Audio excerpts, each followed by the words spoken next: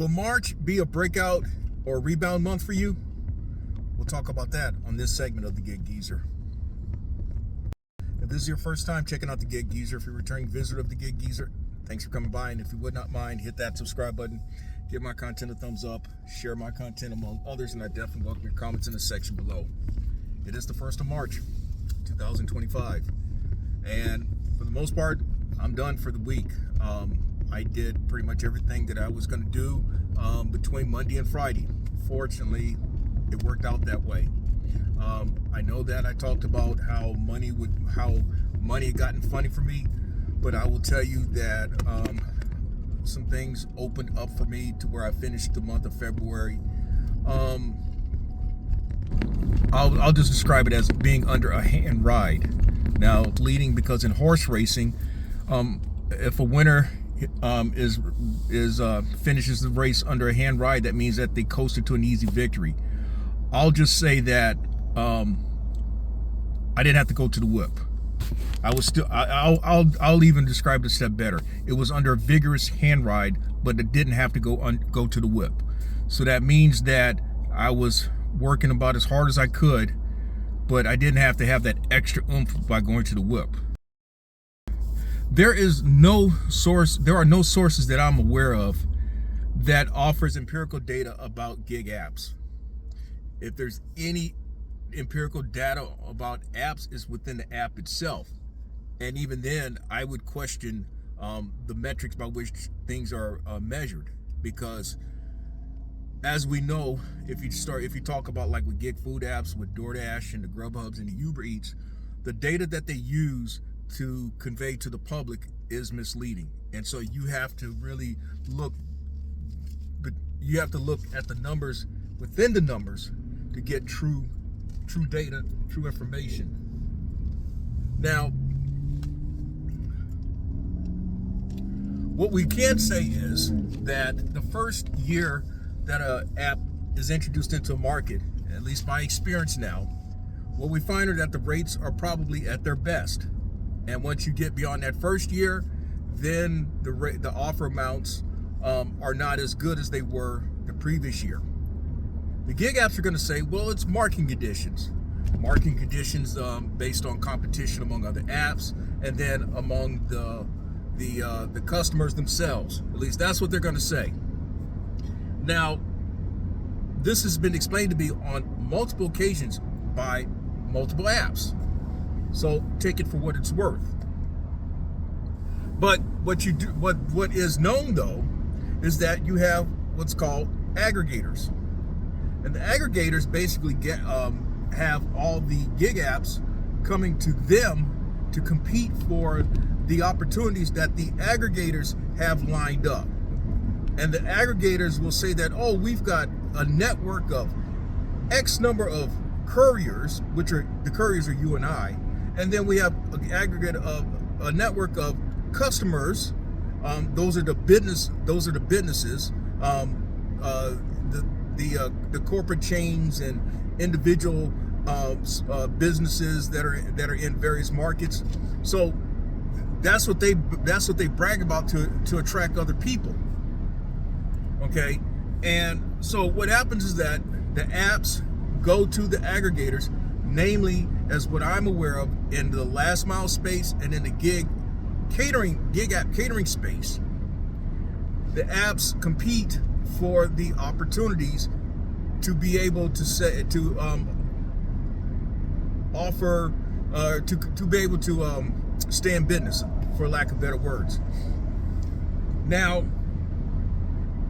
what happens is that these apps must compete based on the metrics of on-time arrival, on-time delivery arrival, and then the completion rate. Namely, those metrics, the completion rate, in that if a person accepts it, then they invariably must compete.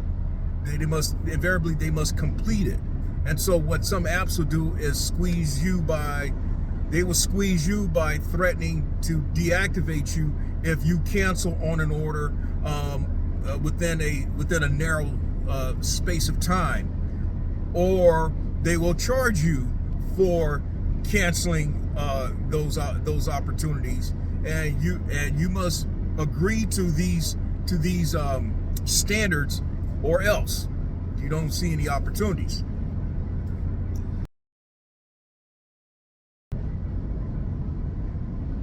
I'm not going in that direction with this particular segment of the Get Geezer. And I've talked for about 5 minutes or so. And if you happen to like the content that's been provided in this segment or in any other segment, hit that subscribe button, give my content a thumbs up, share my content among others, and I definitely welcome your comments in the section below. But understand this about gig app aggregators. And this is a nugget. This is a gem that you should be able to apply. Just know that if there are apps competing for those opportunities, typically in the market, there's going to be at least 3 apps competing for these opportunities. I know in my market, in the gig space, in the gig catering space, there are 3 apps that compete for these opportunities that come out. In the last mile space in my market, there are 4 apps primarily, but then you can throw in another 2 or 3 apps depending on where you are within the state, and they compete for these opportunities that come out. So I'm gonna give you an example how you need to watch the market, at least understand the market on these terms. I know some people who actually can, if you will, read the board as if they're playing dominoes, and that they have an idea who's actually getting these opportunities. Depending on the size of the market, it is possible that you can figure out who's getting them or what type of person is getting them. But for this particular example, this opportunity came out this morning. And as you see here on the screen, it was 20 pieces of sheathing. The total weight was 980 pounds. 12 pieces of wood, or 12 slabs of wood, 12 foot by 4 inches by 2 inches. So your standard 2x4 is like so wide, which you're familiar with, and the 2x4 is typically 8 foot long. A plank or a slab, I call it a slab, but an actual 2x4 typically come in lengths of 8 feet, 10 feet, 12 feet, and 16 feet. Okay, this one came in at is a 12 2x4. So it's a 12 foot long planks of wood totaling 180 pounds. Then there were 10 by 6 by 2s. So those are like pieces of wood that could go on the side of a house, or they could be used for a deck. I call it deck wood. And then there was one piece. There was also one miscellaneous piece, may have been like wood screws to help with fastening or securing the wood. Total weight, I'm gonna round it up to 1,420 pounds, but I saw weight amounts of 1,413 pounds, 1,417 pounds, but let's just say 1,420 pounds.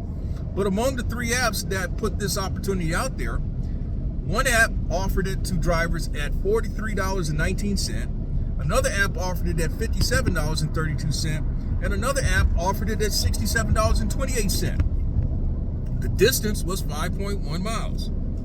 Now, if you're new to the space, you may jump at any one of those numbers because that's $40, that's $50, or $60. And you may look at it, if you've seen enough YouTube videos, oh yeah, that's over $8 a mile. That's $11 a mile, almost $12 a mile. And that's over $13 a mile. That's what some people would say. And then there are another group of people, if you've seen content creators, talk about, well, that's better than a 9 to 5. It may take me about 45 minutes to do it. And guess what, man? That comes out to like $60 an hour at a minimum, or $100 an hour, or about $90 an hour at a minimum. Well, I'm not going to argue with you on that, okay? But there are those of us who've been around long enough to know that such opportunities, when they first came to my market, that was at least 3 digits.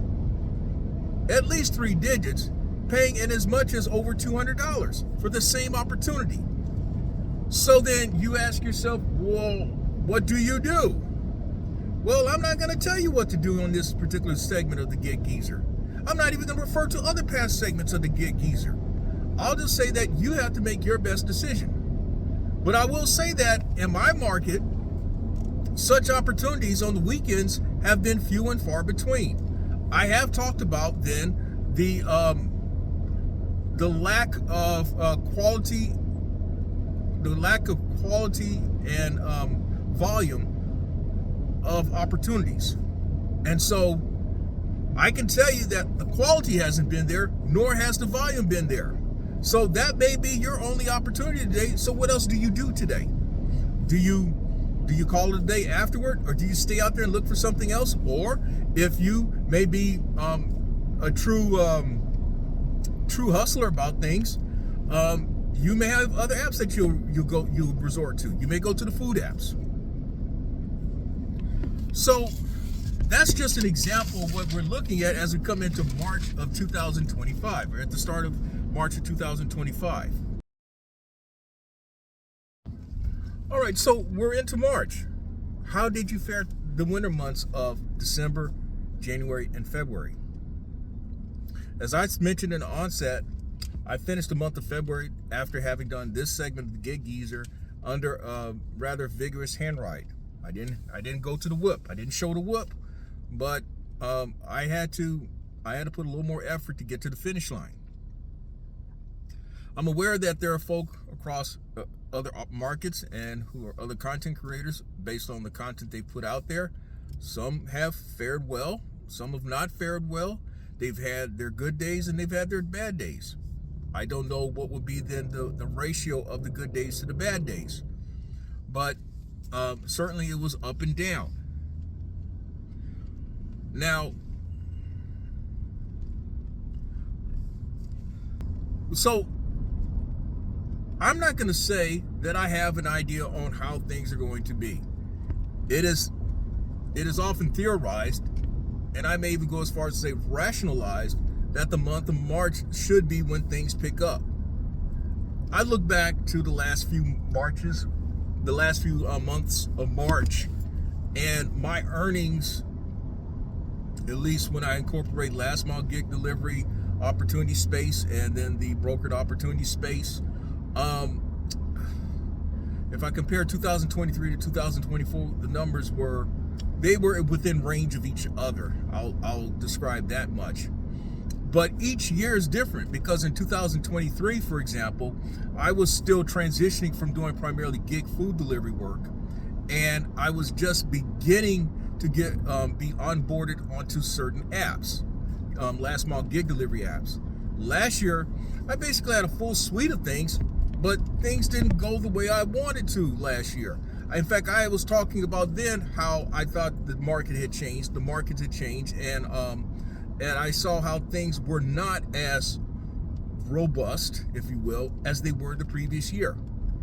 And had it not been for me diversifying as I had in 2024, and for that matter, as I continue to work on in 2025, the start of my year could have been even worse. But there's no predictability about gig apps. I've heard other people say this. And there's no predictability about load boards. And I'll give you an example of that. Now, I completed a load board based opportunity yesterday morning. And it was by strategy, because I was hoping to try to catch another load board based opportunity, a brokered opportunity, in fact, that was the final destination was Charlotte, because of what I'd seen the previous 2 Fridays. Well, the only thing that came out was what would have been then the return trip, in which it had originated in Charlotte. So I guessed wrong. I gambled on something that did not come to existence, but I was bailed out by another opportunity later in the day, later that early afternoon, and is what myself and a fast friend call we kind of cleaned up some fucked up shit. That's really what I did. I cleaned up the money that I kind of missed out on with yet another opportunity. Some would say that, I stacked it. No, I didn't. I just happened to clean up. In fact, that's what happened 2 weeks ago. the brokered opportunity that I was able to that was going to Charlotte cleaned up for the lack of money, for the loss of money that I knew I was taking on for that low board based opportunity. But what then is more predictable? Well, then you talk about contracts. The only thing that I'm going to say about contracts is that I've got nothing against contracts. None whatsoever. I've been on record as saying that. And I still maintain, after more than 2 years of content in which I've broached the word contract, I have nothing against contracts. Contracts for some offers some stability. Contract for some offers stability. It offers some predictability. But there are risks that go along with contracts. And what I mean by that is, you can just look in the news, for example, even though it's not what people want to talk about, but you've got with the political retribution and retaliation efforts that are going on, what they're doing is that they are suffocating various agencies by withholding the money, not directing the money to those agencies. Well, those agencies have people who are subcontractors to them. And if that money's not coming in, someone like myself who has a contract with that agency may face going out of business. And that's the same thing in the delivery and transport space. Contracts offer a certain amount of, again, predictability and stability. But if a certain dynamic changes with the place that you have a contract with, and they say that they can no longer fulfill the contract on their end, what do? You may be knocked to the sidelines when you didn't want to be knocked to the sidelines. So that's something that you always have to take into consideration about contracts. Of course, the other thing that people have talked about is that when you do a contract, it's kind of like a 9 to 5, and they expect that run to be fulfilled. When they put it out there, they expect for you to show up. And when you can't show up too many more, a certain number of times, if they allow that many, you may be out of a contract. So the best thing I can say, as from one business person to another business person, is that you always want to be constantly assessing and reassessing your business operations. You want to be constantly assessing and reassessing the marketplace that's out there. You don't want to be caught asleep, because when you get caught asleep, then it takes you that much longer to get caught up if you can. So that's all I have to share for this particular segment of the Gig Geezer. Hopefully I've offered something that may be of help to you. If you like the content that's been provided in this segment or in any other segment, hit that subscribe button, give my content a thumbs up, share my content among others, and I definitely welcome your comments in the section below. I'm Inwood Lane. As always, may your grind and may your hustle continue.